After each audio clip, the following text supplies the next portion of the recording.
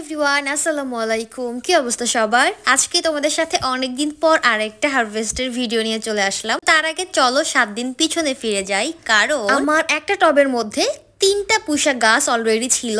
তারপর আমি আরো 2টা পুঁইশাক গাছ লাগিয়েছিলাম 7 দিন আগে। এই যে দেখো, এটাও লাগিয়ে দিয়েছিলাম। তো টোটাল একটা টবের মধ্যে আমার টোটাল 5টা পুঁইশাক গাছ এখন আছে। এটা দেখো, গাছ লাগালাম, তারপর পানি দিলাম, বৃষ্টি হলো, সবকিছু মিলিয়ে 7টা দিন পার হয়ে গেল।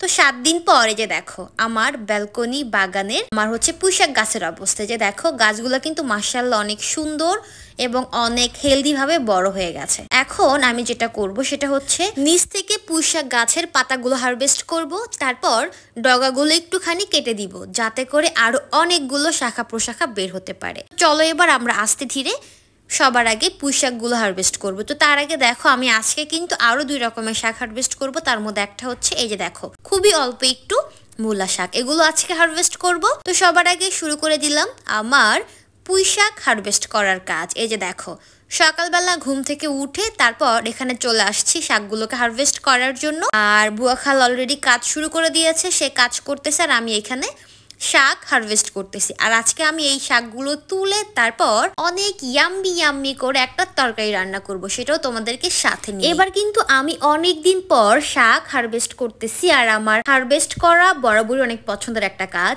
যে কোনো সবজি বলো, শাক বলো, আমি হারভেস্ট করতে বরাবরই অনেক পছন্দ করি। আর আমার এই ছোট্ট ব্যালকনি বাগান থেকে তো আমি অলরেডি অনেক কিছু হারভেস্ট করে নিয়েছি, খেয়েছি। এখন আমার ব্যালকনি বাগানে বর্তমানে শাক সবজি কিছু কম, তার জন্য হারভেস্ট ওরকম ভাবে করা হয় না। তো দেখো কথা বলতে বলতে যে দেখো 3 রকমের শাক আমি এখানে হারভেস্ট করলাম। পুঁই শাক বেশি, তারপর অল্প একটু মূলা শাক আর আলু শাক, টোটাল 3 রকমের শাক হারভেস্ট করলাম। এখন এই 3 রকমের শাক দিয়ে অনেক ইয়াম্মি একটা তরকারি রান্না করব। আজকে শুধু এইটাই রান্না করবো, আর কোনো কিছুই আমি রান্না করবো না, কারণ আমি আজকে অনেক ব্যস্ত। এই তো দেখো শাকগুলো হারভেস্ট করার পরে যে দেখো আমার ব্যালকনি বাগানের পুঁইশাক গাছের অবস্থা। ডগা আমি খুবই সামান্য কেটে দিয়েছি, আর নিচ থেকে মোটামুটি অনেকগুলো পাতা আমি তুলে নিয়েছি যাতে করে গাছ তাড়াতাড়ি বড় হতে পারে। এইখানে শাকগুলোকে ধুয়ে তারপর কেটে নিয়েছি, তারপর এখানে চিংড়ি মাছের খোসা ছাড়িয়ে পরিষ্কার করে নিয়েছি। এখন আমি রান্না করব। এই যে দেখো এখানে কাঁচামরিচ, পেঁয়াজ, রসুন কুচি করে কেটে নিয়েছি, তারপর এগুলো অল্প তেলে ভালো মতনে ভেজে নিচ্ছি।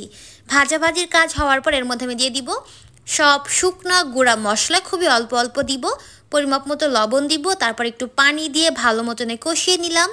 এর মধ্যে এখন আমি দিয়ে দিব কেটে রাখা পরিষ্কার করা সেই শাক। তারপরে যে দেখো ইয়াম্মি তরকারি একদম রেডি। এবার চলো তোমাদেরকে দেখাই আমার দুপুরের খাবারে কি ছিল। শুধুমাত্র সাদা ভাত আর এই যে খুবই সিম্পল একটু চিংড়ি মাছ দিয়ে শাকের একটা কি বলে ঝোল। এটা হচ্ছে আমার আজকের দুপুরের খাবার। তোমাদের কাছে আজকের ভিডিও কেমন লাগলো অবশ্যই কিন্তু আমাকে কমেন্টে জানাতে ভুলবে না। দেখা হচ্ছে নেক্সট ভিডিওতে।